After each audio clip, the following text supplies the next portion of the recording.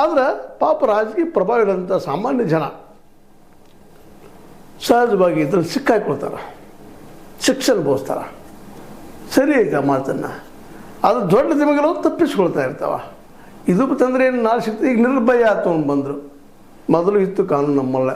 ನಿರ್ಭಯ ತಂದ ಮೇಲೆ ಎಷ್ಟು ಜನಕ್ಕೆ ಶಿಕ್ಷೆ ಆಗ್ಯದ, ಜನಸಾಮಾನ್ಯರಿಗೆ ಆಗ್ಯದ.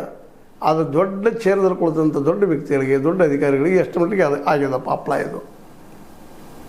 ಅದಕ್ಕೆ ಕಠೋರವಾದ ಕಾನೂನು ಬೇಕಾಗಿದೆ ಇವತ್ತು. ದ್ವೇಷ ಭಾಷಣ, ಅದು ದ್ವೇಷ ಭಾಷಣ ಈ 11 ವರ್ಷಗಳಲ್ಲಿ ಮೋದಿಯವ್ರ ಸರ್ಕಾರ ಬಂದ ಮೇಲೆ ಯಾವ ರೀತಿ ಬೆಳೆದದಪ್ಪ ಅಂದ್ರೆ ಮಾಬ್ ಲಿಂಚಿಂಗ್ ಆಗಿರ್ಬೋದು, ಬುಲ್ಡೋಜರ್ ಸಂಸ್ಕೃತಿ ಆಗಿರ್ಬೋದು. ಬುಲ್ಡೋಜರ್ ಧಡನ ಹೆಚ್ಚಿ ಬಿಡೋದಪ್ಪ. ಕೋರ್ಟ್ ಆರ್ಡರ್ ಇದ್ದು ಹೆಚ್ಚಿ ಬಿಡುವಂಥದ್ದು ಕೆಡವಿ ಅಂತದ್ದು ನಾವು ಘಟನೆಗಳನ್ನು ಉತ್ತರ ಪ್ರದೇಶದಲ್ಲೇ, ಹರಿಯಾಣದಲ್ಲೇ, ಉತ್ತರ ಭಾರತದ ಬಹಳಷ್ಟು ರಾಜ್ಯಗಳಲ್ಲಿ ನೋಡ್ತಾ ಇದ್ದೀವಿ ಇವತ್ತು ನಾವು. ಒಂದು ಸಮುದಾಯವನ್ನು ದ್ವೇಷವಾಗಿ ನೋಡುವಂಥದ್ದು ಇದು ಕಂಡಾಗ ಸಹಜವಾಗಿ ಅದ್ರ ವಿರೋಧವಾಗಿ ಒಂದು ಕಾನೂನಿನಷ್ಟು ಗಟ್ಟಿಯಾದ ಕಾನೂನು ತರಬೇಕು ಅನ್ನೋದು ತಪ್ಪೇನಲ್ಲದು. ಆದರೆ ಅದು ಡಿಕ್ಟೇಟರ್ ಆಗಬಾರ್ದು ಅನ್ನೋ ಕಾಳಜಿ ಮಾತ್ರ ಒಪ್ಪುವಂಥ ವಿಷಯ.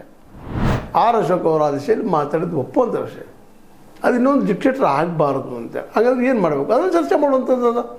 ಈಗ ತಂದಿದ್ದಾರೆ 11 ವರ್ಷದಿಂದ ಮಾಬ್ ಲಿಂಚಿಂಗ್ ಹೇಳಿದೆ ನಿಮಗೆ. ಲವ್ ಜಿಹಾದ, ಮಾಬ್ ಲಿಂಚಿಂಗ್ ಆಗಿರ್ಬೋದು, ಅದ್ರ ಜೊತೆಗೆ ಮರ್ಯಾದಾ ಹತ್ಯೆ, ಇಂಥವೆಲ್ಲ ಅನೇಕ ಘಟನೆಗಳು ನಡೀತಾ ಇದ್ದಾವೆ. ಇನ್ನೂ ಹೆಚ್ಚಾಗ್ತದೆ, ಕಡಿಮೆ ಆಗ್ತಾ ಇಲ್ಲ. ಅಂಥದ್ರ ಮೇಲೆಲ್ಲ ಕಂಟ್ರೋಲ್ ತರಿಸುವಾಗ ಅದ್ರಾಗ ಹಿಂದೂ ಮುಸ್ಲಿಂ ದ್ವೇಷ ಭಾಷಣ ಅಂತ ಇವತ್ತು ಜೋರದ.